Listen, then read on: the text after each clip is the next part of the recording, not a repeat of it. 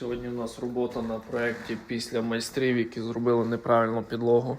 На відео воно не видно, але вживу по факту воно грає підлога тут, в тому місці і в тому місці.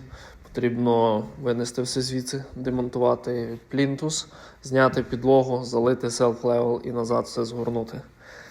Коротше, на початку хлопці селф-левел не залили, зекономили час і гроші. Тепер потрібно все переробляти. Така у нас сьогодні робота.